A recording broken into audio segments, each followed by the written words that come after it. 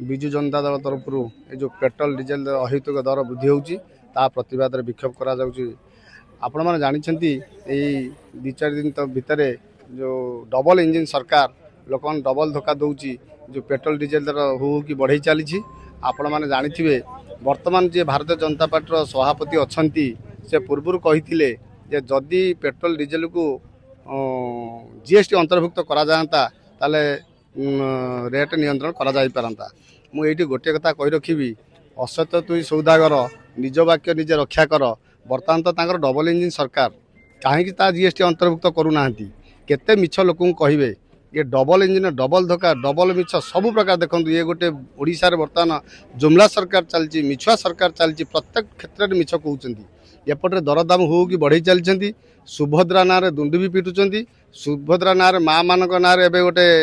महिला संरक्षण बिल मिछरे जन आक्रोश रैली करुँच सी निजे आक्रोश शिकार होती जापार